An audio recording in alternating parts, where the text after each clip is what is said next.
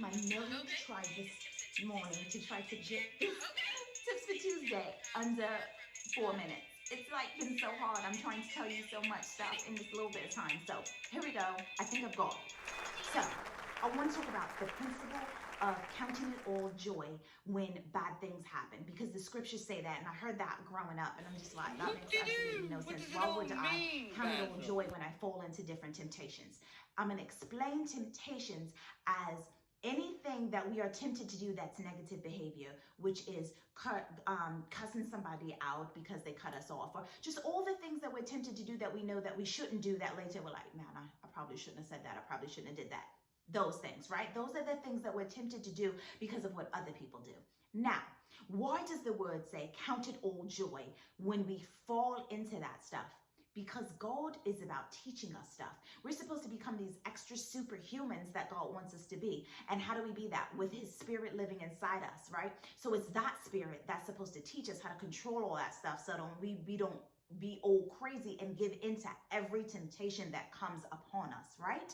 Because we tempted all the time. You know, you tempted to steal. People are like, I don't steal, but if they put something in your bag at the grocery store and didn't scan it and don't know that they didn't scan it, that's stealing. Okay, so we are all tempted to do all these things all the time that we're not supposed to do, or some people just count it as a blessing, but it's only a y'all ain't got time for that. See, that's why I be long minutes, because I don't got time for all that. Anyway, everything in our life can't always be peaches and cream, right?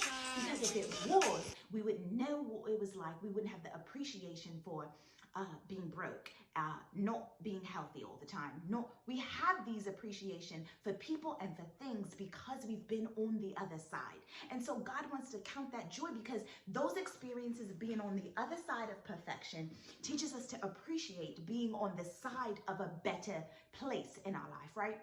Because you've not always had money, you can have a little compassion for somebody that says, can I borrow $25 if you have it to give, because you didn't always have it to give. Come on, can I get an amen? Well, all right. So anyway, you can appreciate being healthy because you've had the flu and you know what it's like. And you can want to bring somebody that is your loved one some soup or rub their back or do that because you felt bad. And so God allows us to experience these things so we can show favor and grace, because he's shown the ultimate grace. What was that ultimate grace? That was him dying on the cross, you know, the Son of God, which was really him manifest in the flesh, but to die for us, that was that grace. And then through the word and learning all these things and having these negative experiences teaches us to share this grace with others.